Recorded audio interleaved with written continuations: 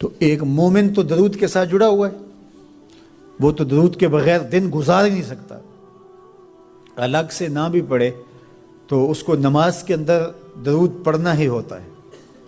درود ابراہیمی تو نماز کا حصہ بنا دیا گیا اور اس کو کثرت کے ساتھ درود پڑھنے کی ترغیب دی گئی۔ تو درود ایک ایسا وظیفہ ہے کہ جو اپنی زندگی میں جتنا زیادہ شامل کر سکتے ہو اتنا زیادہ شامل کر لو۔ ویسے بھی درود پڑھنے سے بچوں میں تقدس پیدا ہوتا ہے، بچے پاک دامن رہیں، عفت مآب رہیں، ان کی طبع میں تقدس رہے۔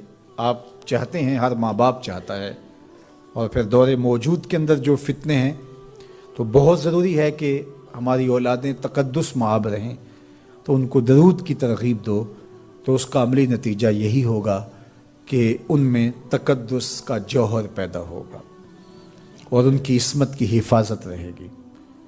اور درود شریف پڑھنے والے بچے اور درود شریف نہ پڑھنے والے بچے دونوں کی عادات میں فرق ہوتا ہے۔ درود پڑھنے والوں کی طبع میں رقت، لطافت، نرمی، محبت، شفقت جیسے جذبات پیدا ہوتے ہیں۔ یہ درود شریف کا عملی نتیجہ ہے۔ بعض لوگوں کو شکایت ہوتی ہے کہ ہمارے بچے بڑے اکھڑ ہیں، بڑے تند مزاج ہیں، بڑے سخت گیر ہیں، تو اس کا علاج کیا ہے؟ تو اس کا علاج یہی ہے کہ ان کو درود کی تسبیح دو۔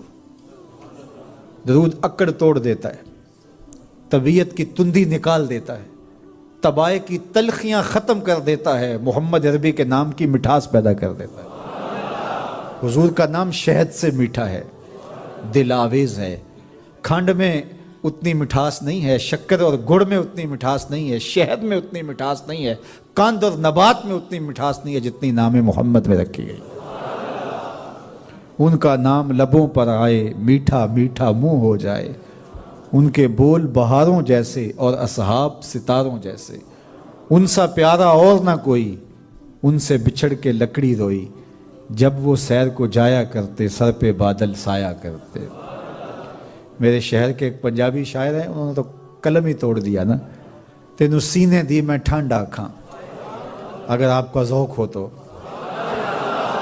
تینوں سینے دی میں ٹھنڈ آکھاں، شہد گلاب تے کھنڈ آکھاں، تینوں نبیاں دا میں لاڑا آکھاں، تیرے ہجر دے وچ میں ہاڑا آکھاں۔ تو ان کا نام ہی میٹھا ہے، دل آویز ہے۔ تو درود غصہ ختم کرتا ہے، طبیعت کی تلخی اور تندی مٹا دیتا ہے، اکھڑ پن ختم کرتا ہے۔ تو آپ اگر چاہیں کہ اولاد اکھڑ ہے تو ان کو کسی طرح درود پہ لے آئیں، درود کی تسبیح ان کے ہاتھ میں دے دیں، تو ان کی طبع میں نفاست بھی آئے گی، ان کی طبع میں لطافت بھی آئے گی، ان کی طبع میں رقت بھی آئے گی، ان کی طبع میں محبت بھی آئے گی، ان کی طبع کے اندر جو ہے وہ لیاقت بھی پیدا ہوگی۔ درود پڑھنے والا بچہ ذہنی استعداد میں درود نہ پڑھنے والے بچے سے بہتر ہوتا ہے۔ یہ بھی آپ تجربہ کر کے دیکھ لیں، دو بچے برابر ذہنی استعداد رکھتے ہوں اور ان میں سے ایک بچہ درود پڑھتا ہو اور ایک درود نہ پڑھتا ہو، تو درود پڑھنے والا بچہ آگے ہوگا۔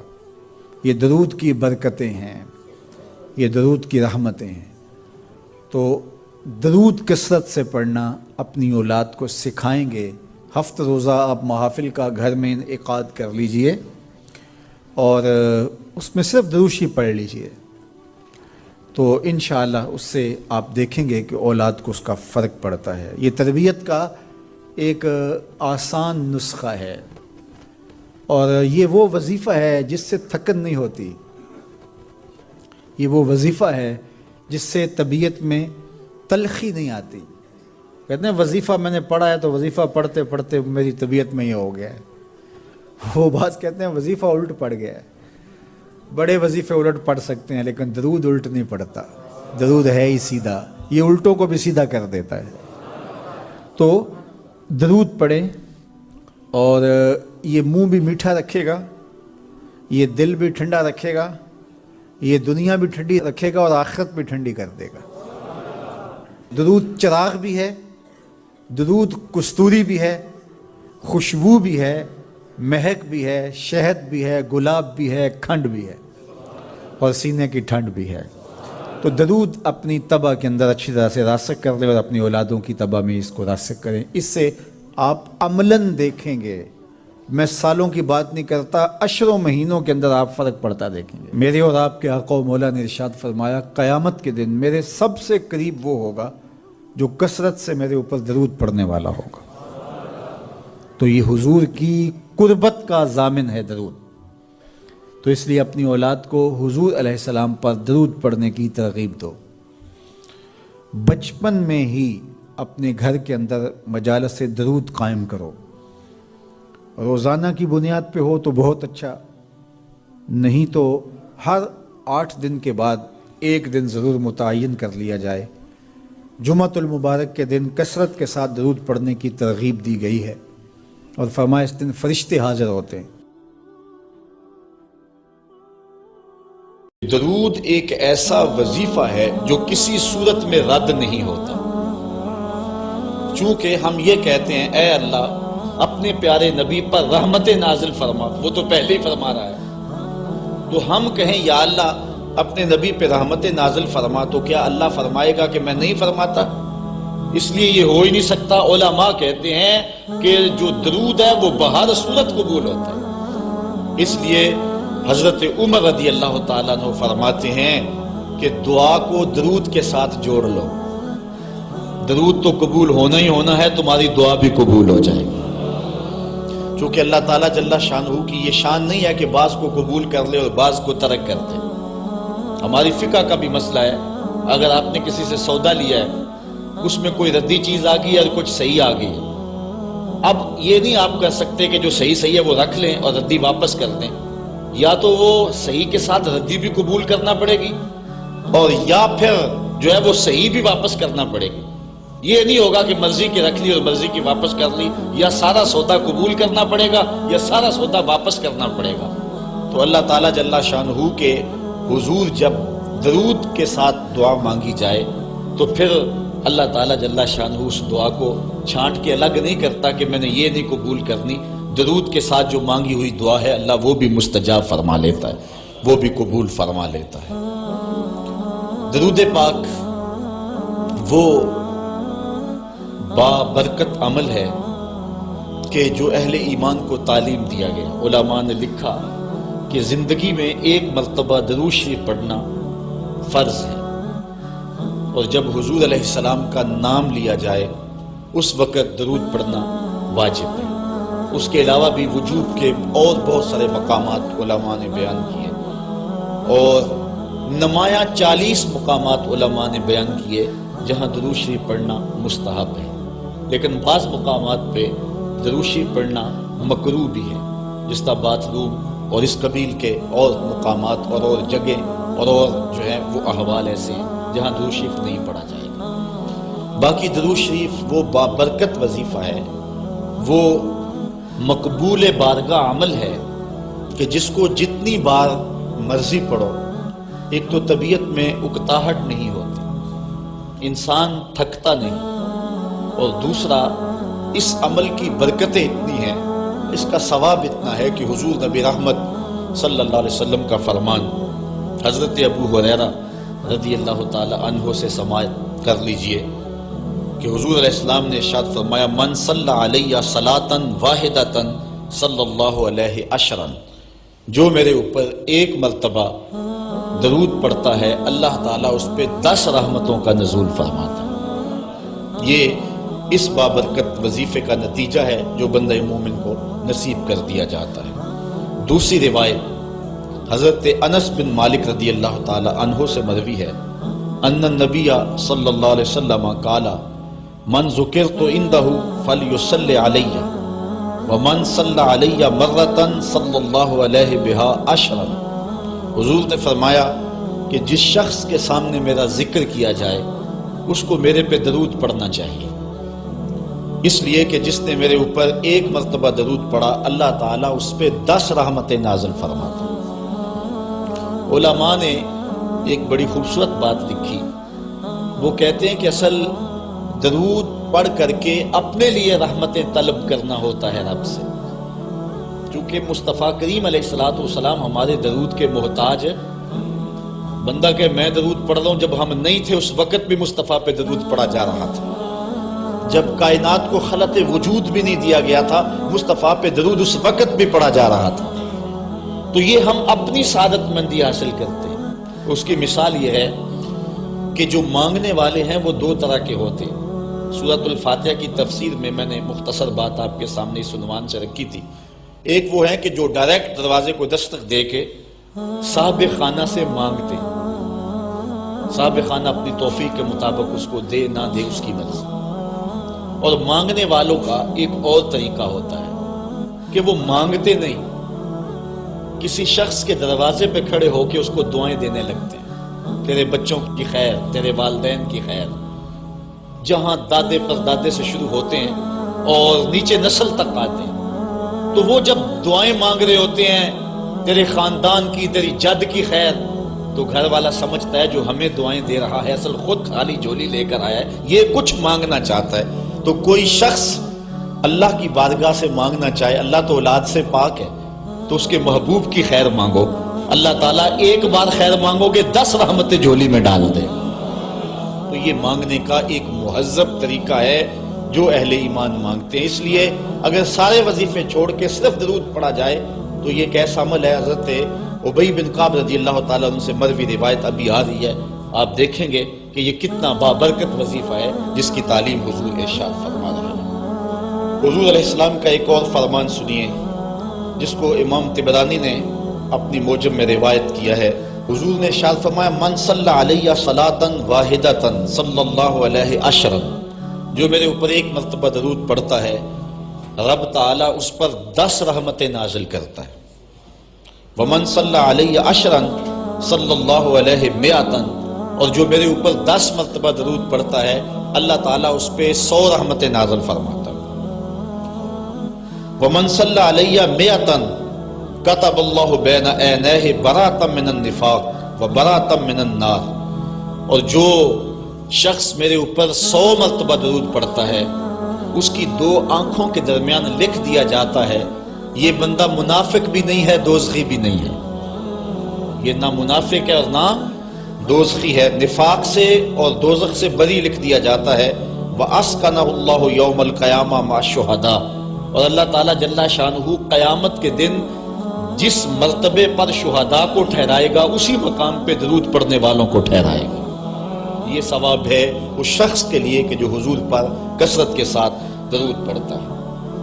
حضرت عبد الرحمن بن عوف رضی اللہ تعالی عنہ سے ایک روایت سنیے، فرماتے ہیں یہ عشرہ مبشرہ سے ہیں، جلیل القدر صحابی ہیں، اور صحابہ میں سب سے زیادہ امیر صحابی بھی یہی ہے۔ 1,44,000 صحابہ میں سب سے امیر ترین صحابی حضرت عبد الرحمن ابن عوف رضی اللہ تعالی عنہ ہے۔ آپ فرماتے ہیں کہ خرج رسول اللہ صلی اللہ علیہ وسلم فاتبعته حتى دخل نخلا فسجد فاطال السجود حتى خفت او خشیت ان يكون الله قد توفاه او قبضه۔ کہتے ہیں ایک دن حضور گھر سے باہر تشریف فرما ہوئے، مسجد نبوی سے نکلے تو میں بھی حضور کے پیچھے پیچھے چل پڑا، حضور علیہ السلام کے تتبع میں، حضور کی اتباع میں بھی حضور کے پیچھے چل پڑا۔ حتی داخل نخلا، یہاں تک کہ کھجوروں کے ایک باغ میں حضور تشریف فرما ہو گئے، میں بھی اس باغ میں حضور کے پیچھے چلا۔ میں نے کیا دیکھا؟ فسجدہ، حضور نے سجدہ فرمایا، فاطال السجود، اور سجدہ اتنا لمبا تھا، حتی خفت او خشیت ان یکون اللہ قد توفی او قبضہ، مجھے ڈر لگا کہ حضور علیہ السلام کا وصال ہو گیا، کہ حضور نے سر انور رکھا سجدے میں پھر اٹھا ہی نہیں رہے تھے، تو میں ڈرا اس بات سے کہ کہیں حضور کا وصال نہ ہو گیا ہو، حضور علیہ السلام اس دار فانی سے کوچ نہ کر گئے ہوں۔ تو کہتے ہیں کہ کالا فجے تو انظر فرافع راسہ، میں دیکھ ہی رہا تھا کہ اچانک حضور نے سر انور اٹھا لیا۔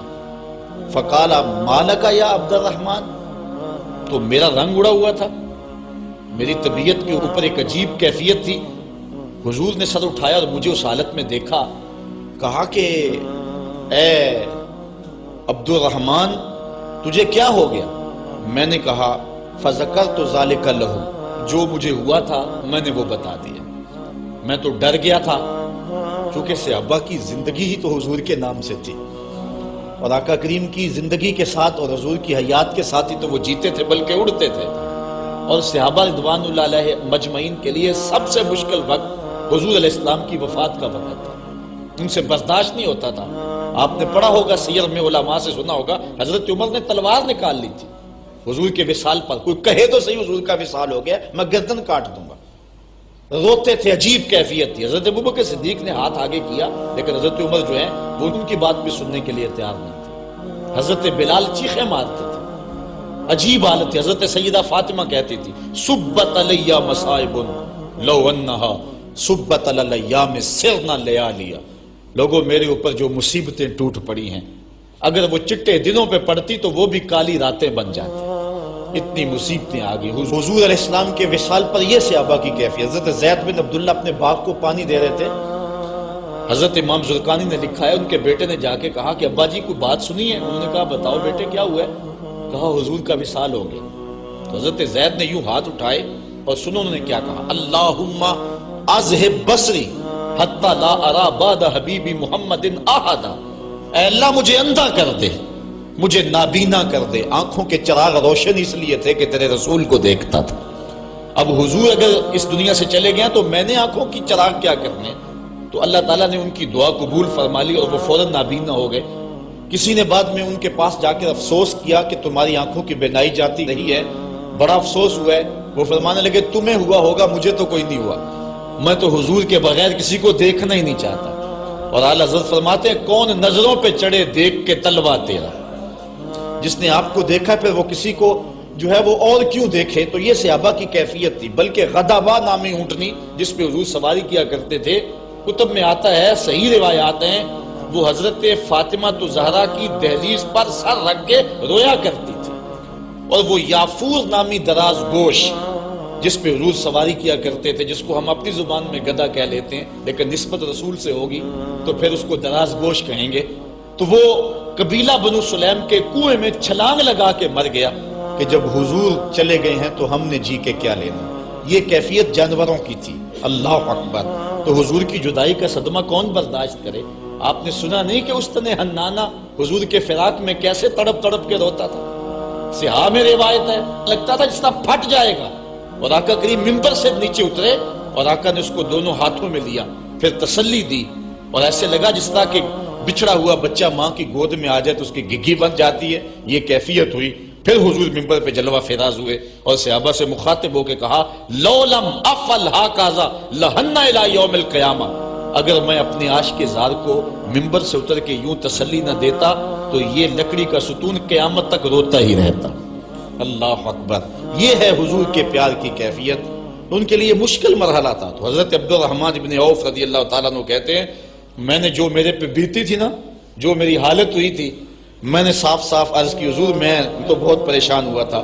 تو حضور نے فرمایا، فقالا ان جبرائیل علیہ السلام قال لی، سنو کہ جبریل امین میرے پاس آئے اور انہوں نے مجھے آ کے کہا، الا ابشرک ان اللہ عز و جل یقول، کہ حضور میں آپ کو بشارت نہ دوں کہ رب کیا کہتا ہے؟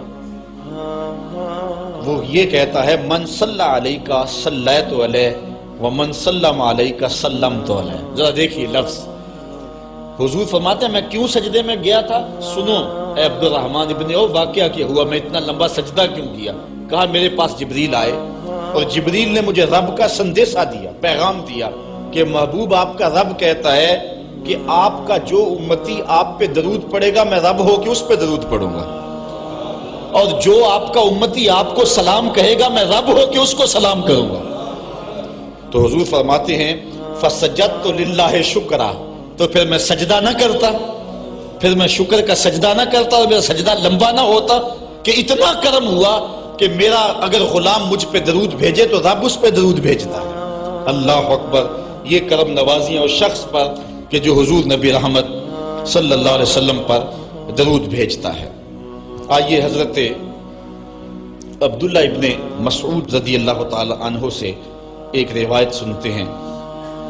کہتے ہیں کہ ان للہ ملائکۃ سیاحین یبلغون عن امتی السلام، اللہ کے کچھ فرشتے ہیں جن کی ڈیوٹی یہ ہے وہ دھرتی پر گھومتے ہیں، پوری دنیا پہ چکر لگاتے ہیں، اور کرتے کیا ہیں، جہاں جہاں بھی کوئی شخص میرے اوپر سلام بھیجے تو وہ اس امتی کا سلام میرے تک پہنچاتے ہیں کہ حضور آپ کے فلاں امتی نے آپ تک جو ہے وہ سلام بھیجا ہے۔ اور دوسری روایت حضرت حسن رضی اللہ تعالیٰ عنہ اپنے باپ حضرت علی المرتضیٰ سے روایت کرتے ہیں کہ حضور علیہ السلام نے ارشاد فرمایا، حیث ما کنتم فصلوا علیہ فإن صلاتکم تبلغنی، فرمایا علی جہاں بھی رہو میرے اوپر سلام پڑھا کرو، تمہارا سلام مجھے پہنچتا ہے، جہاں بھی رہو میرے اوپر سلام پڑھنے کو عمل کو نہ چھوڑنا۔ قیامت کے دن حضور علیہ السلام کی سب سے زیادہ قربت کس شخص کو نصیب ہوگی؟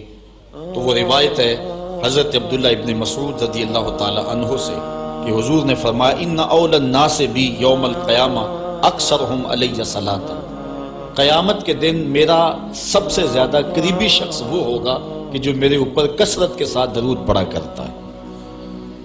حضرت ابی بن کعب رضی اللہ تعالیٰ عنہ کی وہی روایت جو میں نے جس کا اشارہ دیا، روایت کرتے ہیں، کان رسول اللہ صلی اللہ علیہ وسلم اذا ذهب ربع اللیل قام فقال یا ایھا الناس اذکروا اللہ جاءت الراجفہ تتبع الرادفہ جاء الموت بما فیہ جاء الموت بما فیہ۔ کہتے ہیں کہ حضور علیہ الصلوۃ والسلام جب رات کا چوتھائی حصہ باقی رہ گیا تو آقا کریم علیہ السلام نے لوگوں کو بیدار کیا، لوگوں کو جگایا کہ اٹھو اللہ کا ذکر کرو، قیامت آنے والی ہے، موت آنے والی ہے۔ حضور نے صحابہ کو بیدار کیا۔ قال ابی بن کعب رضی اللہ تعالیٰ عنہ، حضرت ابی بن کعب رضی اللہ تعالیٰ عنہ فرماتے ہیں، یہ جلیل القدر سے آپ بھی، اور حضور علیہ الصلوۃ والسلام ان سے قرآن سنا کرتے تھے، بلکہ ایک دن حضور گزر رہے تھے، حضرت ابی بن کعب رضی اللہ تعالیٰ عنہ تلاوت کر رہے تھے، حضور روک کے سننے لگے۔ اگلے دن ملاقات ہوئی تو فرمایا، ابی میں گزر رہا تھا، تو تلاوت کر رہا تھا اور میں سنتا رہا۔ تو حضرت ابی نے کہا، حضور اگر مجھے پتہ چل جاتا نا کہ آپ سن رہے ہیں تو میں اور سوار کے پڑھتا۔ محدثین شارحین لکھتے ہیں، کسی کے دکھلاوے کے لیے قرآن سوار کے پڑھنا ریاکاری ہے، لیکن اگر حضور کے دکھلاوے کے لیے پڑھا جائے یہ ریاکاری نہیں ہے، یہ عین دین ہے۔ تو حضرت ابی بن کعب رضی اللہ تعالی عنہ کہتے ہیں کہ میں نے حضور کی خدمت میں عرض کی، فقلت، تو میں نے عرض کی، یا رسول اللہ صلی اللہ علیہ وسلم، میں آپ پر بہت زیادہ درود شریف پڑھتا ہوں، فکم اجعل لک من صلاتی، تو مجھے بتا دیں کہ میں آپ پہ کتنا وقت درود پڑھا کروں؟ قال ما شئت، کہا جتنا تو پڑھ سکتا ہے، جتنا تیرے پاس وقت ہے، جتنی تیری مرضی ہے، میں کوئی مقرر نہیں کرتا۔ قال قلت، تو میں نے کہا الربع، میں چوتھا حصہ درود پڑھا کروں گا، باقی 3 حصے باقی وظیفے کر لیا کروں گا۔ قال ما شئت، حضور نے فرمایا تیری مرضی۔ ارشاد فرمایا، من صلی علیہ فی یوم 1000 مرہ لم یمت حتی یری مقعدہ من الجنہ، جو ایک دن میں 1000 مرتبہ میرے اوپر درود پڑے وہ اتنی دیر تک مرے گا نہیں جب تک جنت میں اپنا ٹھکانہ نہیں دیکھ لیتا۔ یہ اللہ تعالیٰ اس کو خاص نور نصیب فرمائے گا۔ اور آئیے سنیے حضور علیہ السلام کیا ارشاد فرما رہے ہیں۔ حضرت ابو درداء رضی اللہ تعالی عنہ سے روایت ہے، امام ابن ماجہ نے اپنی سند سے اس کو روایت کیا ہے۔ قال قال رسول اللہ صلی اللہ علیہ وسلم، اکثروا علی من الصلاۃ کل یوم الجمعہ فإنہ مشہود تشہدہ الملائکہ۔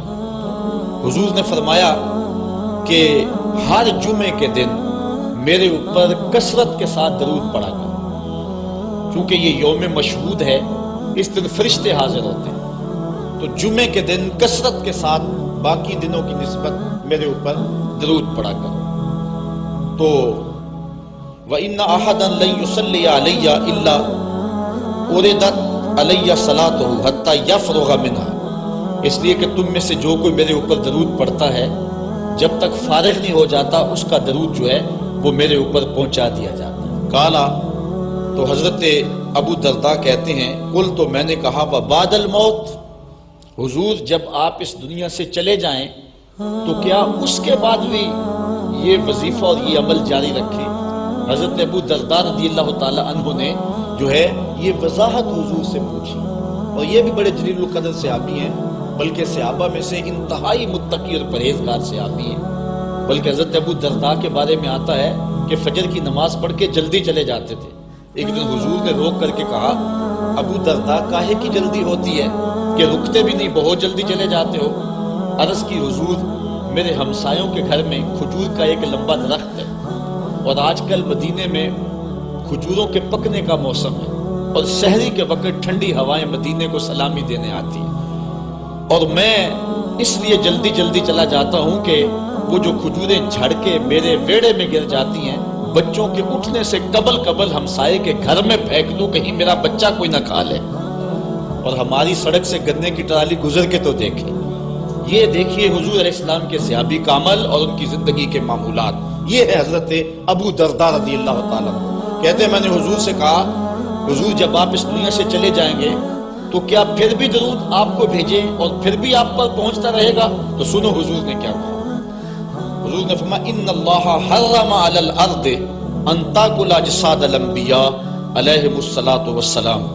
اللہ تعالیٰ نے مٹی پر حرام کر دیا ہے کہ وہ نبیوں کے جسموں کو کھائے۔ نبی قبروں میں زندہ ہوتے ہیں اور ان کو رزق بھی دیا جاتا ہے۔ حضرت ابن ماجہ نے یہ روایت باسناد جید، اچھی سند کے ساتھ اس کو روایت کیا ہے، بلکہ حضور نبی رحمت صلی اللہ علیہ وسلم نے ارشاد فرمایا کہ جب کوئی شخص میرے اوپر درود پڑھتا ہے، اللہ تعالیٰ جل شانہ میری روح میرے بدن میں لٹا دیتا ہے، حتیٰ کہ میں اس کے سلام کا جواب دیتا ہوں۔ وہ کیا، کسی نے کہا، شعر تو سادہ سا ہے لیکن اس حدیث کا ترجمہ ہے۔ وہ کسی شاعر نے کہا تھا کہ درود پڑھنے سے ثواب ملتا ہے اور سلام پڑھنے سے جواب ملتا ہے۔ اگر کوئی شخص حضور کی بارگاہ میں سلام پیش کرے تو اس کا جواب ملتا ہے، اور اہل حق حضور علیہ السلام کی بارگاہ میں اس سلام کو محسوس کرتے ہیں۔ حضرت امام مالک نے یہ بات کہی کہ اگر کوئی شخص حضور کے روضے پہ جائے، باقی ائمہ کہتے ہیں کہ وہ کہے کہ میں حضور کے روضے کی زیارت کر کے آیا ہوں، لیکن امام مالک کہتے ہیں کہ یہ نہ کہے میں حضور کے روضے کی زیارت کر کے آیا ہوں، بلکہ یہ کہے میں حضور کی زیارت کر کے آیا ہوں۔ کیونکہ حضور علیہ السلام کو جس نے حضور کے روضے کو دیکھا، حضور نے فرمایا وہ ایسے ہی ہے جس نے میری زندگی میں اس نے مجھے دیکھا۔ حضرت شیخ سید احمد کبیر الرفائی رحمت اللہ تعالی علیہ بہت بڑے بزرگ گزرے، ساری زندگی حضور پر کثرت کے ساتھ درود پڑھا، اور حضور علیہ السلام کی طرف سے جو باطن میں جواب آتا رہا اس کو موصول کرتے رہے۔ اللہ تعالیٰ جل شانہ نے توفیق دی، پھر دیار نور میں حاضر ہوئے۔ 555 ہجری کا یہ واقعہ، اس کو تمام مکاتب فکر کے لوگوں نے سوائے ایک مکتبہ فکر کے اپنی کتابوں میں لکھا ہے۔ تبلیغی جماعت والوں نے اپنے شیخ الحدیث زکریا سہارنپوری نے کتاب الحج میں لکھا ہے، باقی لوگوں نے بھی لکھا ہے، درجنوں تذکرہ نگاروں نے اس واقعہ کو بیان کیا ہے، اور اس کی صحت پر اہل علم کو کوئی اختلاف نہیں ہے۔ 555 ہجری کی بات ہے کہ وہ حضور کے روضے پہ بنفس نفیس حاضر ہوئے، اور حاضر ہو کے انہوں نے جو حضور کی بارگاہ میں عرض کی، کیونکہ سید تھے، حضور کی اولاد تھی، کہا کہ حضور ساری زندگی میری روح سلام لے کے آپ کی خدمت میں حاضر ہوتی تھی اور آپ کا روحانی جواب وصول کرتی تھی۔ آج آپ کا بیٹا بنفس نفیس خود حاضر ہو گیا، آج میں روحانی جواب نہیں لوں گا، اور حضور کے روضے کے سامنے کھڑے ہو گئے اور ادب سے سلام پیش کیا۔ پھر کیا ہوا، 70,000 لوگ مسجد نبوی میں موجود تھے، جنہوں نے دیکھا حضور نے دست انور روضہ انور سے باہر نکال دیا، اور حضرت شیخ سید رفائی رحمت اللہ تعالی علیہ نے حضور کے دست کرم کا بوسہ لیا۔ حضرت غوث اعظم شیخ عبد القادر جیلانی علیہ رحمہ فرماتے ہیں اتفاق سے اس دن میں بھی موجود تھا، اور کہتے ہیں کہ حضرت امام رفائی کے صدقے سے حضور کے دست اقدس کی زیارت میں نے بھی کر لی۔ اللہ اکبر، یہ حضور علیہ السلام کا شفقت فرمانا ہے ان لوگوں پر جو حضور علیہ السلام پر کثرت کے ساتھ درود پڑھتے ہیں۔ جن لوگوں نے حضور علیہ السلام کے اوپر درود پڑھنا معمول بنایا ہے، یہ موضوع اپنے دامن میں بڑی وسعت رکھتا ہے، ان پر بڑے بڑے کرم ہو گئے۔ آج کا جو عنوان ہے صلو علیہ وآلہ، یہ شیخ سعدی کی مارکۃ الآراء ایک ربائی کا آخری مصرع ہے، اور متواتر صدری روایات کے مطابق حضرت شیخ سعدی شیرازی جو کہ بہت بڑے شاعر تھے اور قادر الکلام شاعر تھے، آج صدیاں گزرنے کے بعد بھی آپ کی گلستہ اور بوستہ اور کریمہ آج بھی اسی طرح مقبول ہے جس طرح صدیوں قبل تھی، ورنہ کسی زمانے میں فردوسی کا شاہ نامہ پڑھا جاتا تھا، لیکن آج دنیا کو اور نئی نسل کو فردوسی کے شاہ نامے کا پتہ بھی نہیں ہے۔ لیکن کوئی بھی فارسی مذاق رکھنے والا ہو وہ شیخ سعدی سے ناآشنا نہیں ہو سکتا۔ ان کو جو مقبولیت تامہ ملی ہے، ایسے قادر الکلام شاعر کہ جس عنوان پر بھی آتے حد کرتے چلے جاتے۔ حضرت شیخ سعدی شیرازی اگر حضور کی مدح میں قلم اٹھاتے ہیں تو ان کا اسلوب بڑا خوبصورت ہے۔ کریم السجایا جمیل الشیم نبی البرایا شفیع الامم، زباں تا بود در دہاں جائے گی ثنائے محمد بود دل پذیر، حبیب خدا اشرف انبیاء۔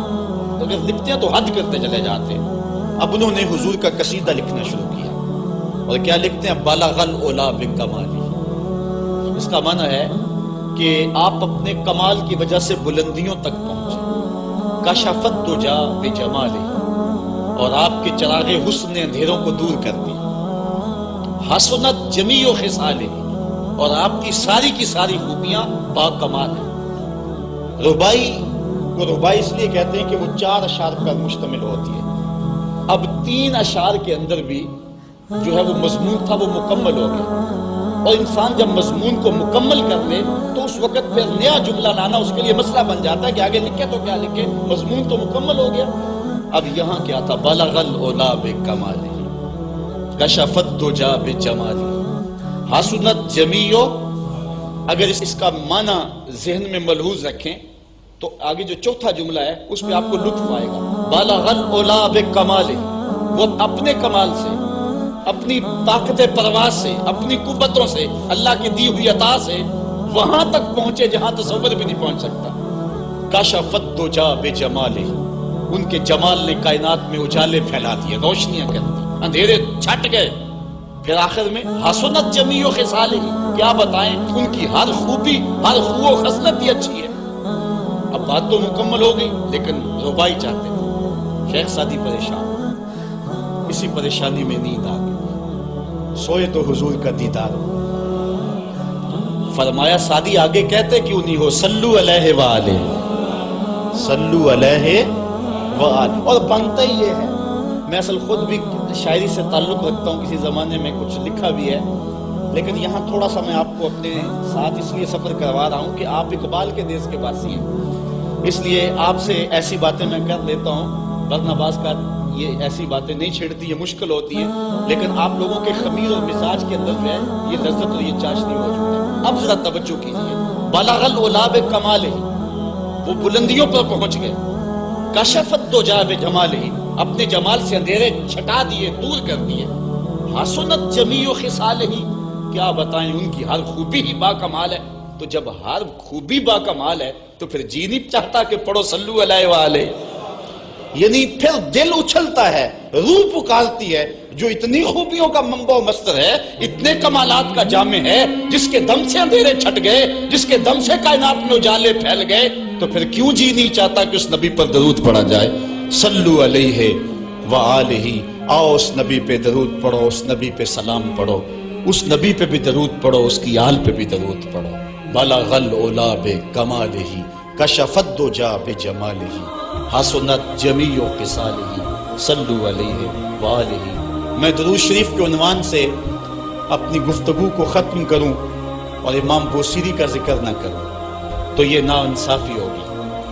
حضرت امام بوصیری فالق زدہ ہیں، ساری زندگی بادشاہوں کے قصیدے لکھے ہیں، ساری زندگی بادشاہوں کی کہانیاں بیان کی ہیں، ان سے اعزازات پائے ہیں، تکریمات پائی ہیں، لیکن عمر کا آخری حصہ آیا، جسم فالق زدہ ہو گیا، سارے چھوڑ گئے۔ تنہائی، بیماری اور غربت، یہ 3 چیزیں اگر اکٹھی ہو جائیں تو ان کو کاٹنا بڑی قیامت ہوتی ہے۔ تنہائی، غربت اور بیماری، یہ تینوں اکٹھی آ گئی حضرت امام بوصیری پہ.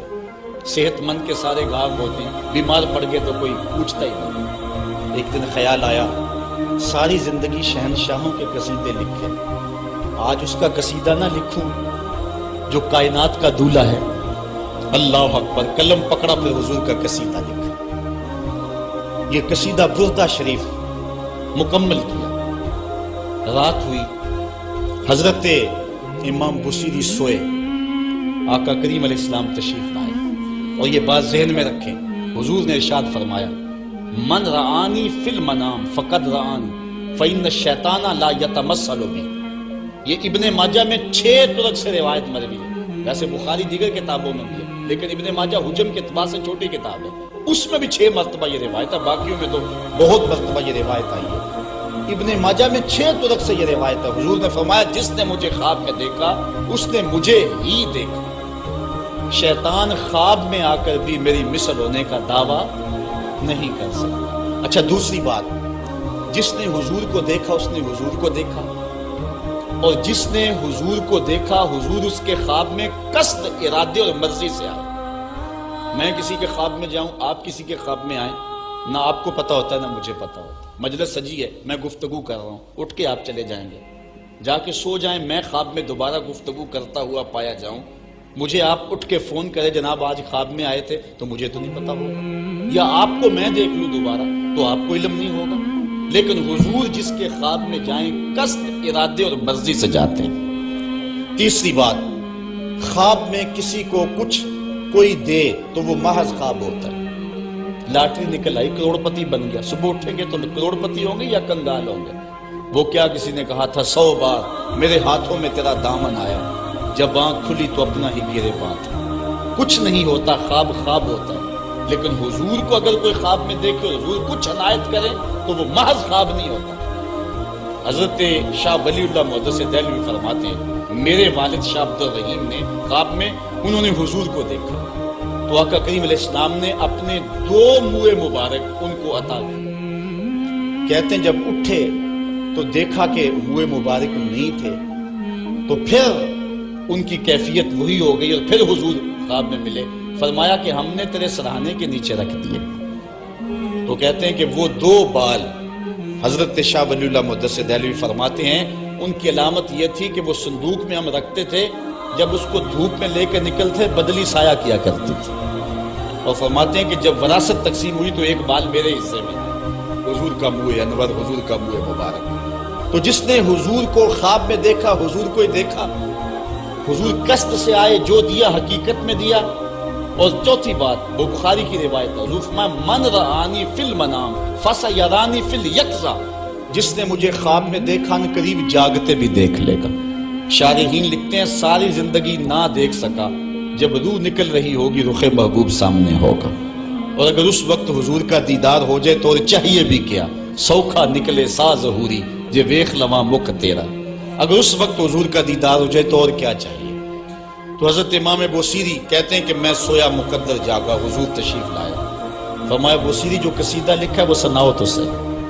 تو انہوں نے وہ مشہور قصیدہ مولا صلی وسلم دائماً ابد، وہ قصیدہ حضور کی خدمت میں پیش کیا. تو آقا کریم علیہ السلام نے اپنا دست شفا ان کے بدن پہ پھیرا اور حضور نے اپنی چادر اتار کر کے حضرت امام بوصیری کو دے دی.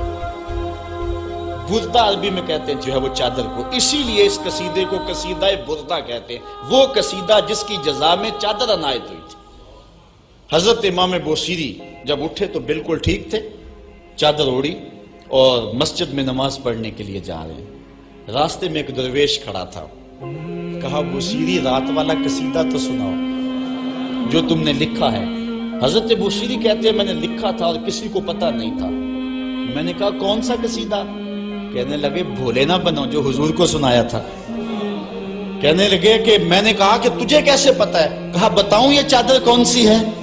اللہ اکبر. تو امام بوصیری رحمت اللہ تعالی علیہ نے حضور علیہ السلام پر یہ درود لکھا مولا صلی وسلم دائماً ابدا، اور یہ جزا پائی. حضرت سید محمد بن سلیمان رحمت اللہ تعالی علیہ ایک بزرگ گزرے ہیں. یہ 708 ہجری میں پیدا ہوئے تھے۔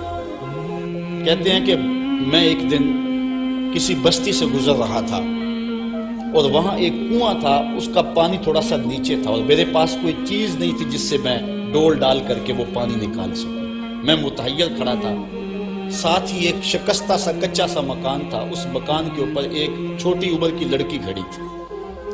مجھے کہنے لگی کہ آپ پریشان ہیں؟ میں نے کہا ہاں بیٹے، مجھے پریشانی یہ ہے کہ میں نے وضو کرنا اور نماز پڑھنی ہے اور وقت جا رہا ہے اور یہ پانی بہت نیچے ہے، اگر تم کچھ میری مدد کر سکتی ہو تو ضرور کرو۔ وہ چھت سے نیچے آئی اور اس نے آ کے اپنا لعاب اس کنویں میں پھینکا۔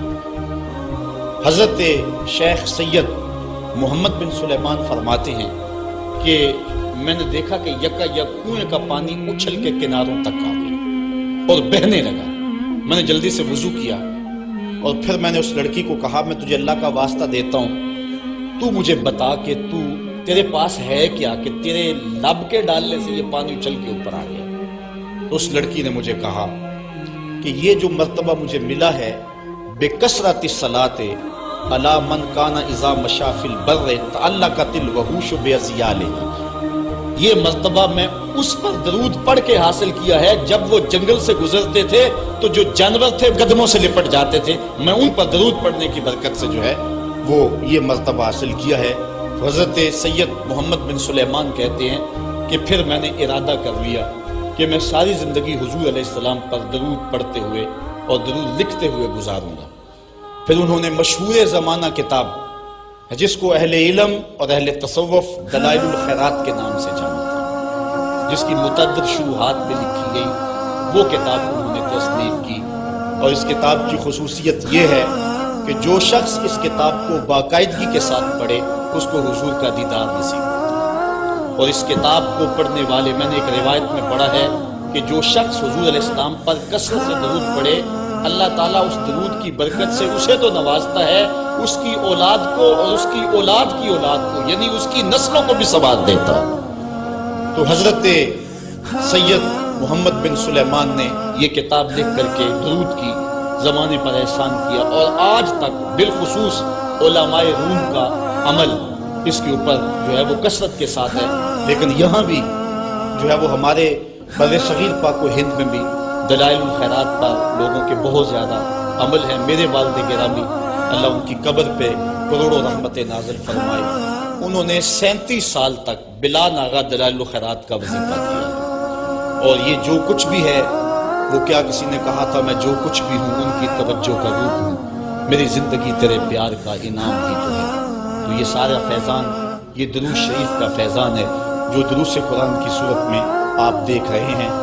حضرت سید محمد بن سلیمان رحمت اللہ تعالی علیہ کا پھر انتقال ہو گیا اور سوس نامی ایک بستی کے اندر ان کو دفن کر دیا گیا۔ پھر اس کے بعد 77 سال کے بعد ان کو وہاں سے مراکش منتقل کیا گیا، اور آپ کو جب دفن کیا گیا، اور یہ بات اخبار مشہورہ میں سے ہے کہ آپ کی قبر کی مٹی سے درود کی برکت کی وجہ سے کستوری جیسی خوشبو آیا کرتی، اور جب اتنے طویل عرصے کے بعد ان کو قبر سے نکالا گیا تو جب وہ فوت ہوئے تھے تو انہوں نے تھوڑی دیر پہلے حجامت بنائی تھی، اور جب لحد سے ان کو نکالا گیا 77 برس بعد تو ایسے لگتا تھا کہ جس طرح ابھی خط کروایا ہے، اور لوگوں نے ان کے جسم کو انگلی لگا کر کے دیکھا تو جس طرح ایک زندہ شخص کے جسم کو انگلی لگائیں تو خون ہٹ جاتا ہے اور جگہ زرد ہو جاتی ہے، تو ایسے ہی لوگوں نے پایا کہ جگہ زرد ہو گئی، پھر انگلی اٹھائی تو جو ہے وہ پھر وہاں دوبارہ سرخی آنے لگی، تو اس شخص نے بتایا کہ یہ دیکھو کیا ہے، تو پھر جو بھی زیارت کرنے آتا وہ انگلی لگا کے دیکھتا اور اس طرح دباتا آپ کی جلد کو، اور وہ زرد ہو جاتی اور پھر دوبارہ خون آتا، تو پھر ان کی زیارت بند کر دی گئی اور وہاں سوس سے اٹھا کر کے ان کو مراکش کے اندر دفن کیا گیا۔ جو شخص حضور علیہ السلام پہ درود پڑھے تو اس کو حیات جاوداں مل جاتی ہے، اور صاحب درود نبی کا کمال اور مرتبہ کیا ہوگا۔ تو فرمایا ان اللہ و ملائکتہ یصلون علی النبی یا ایھا الذین آمنوا صلوا علیہ وسلموا تسلیما۔ آؤ ہم حضور کی بارگاہ میں پورے ادب سے ہدیہ درود پیش کریں۔ الصلاۃ والسلام علیک یا رسول اللہ وعلی آلک واصحابک یا محبوب رب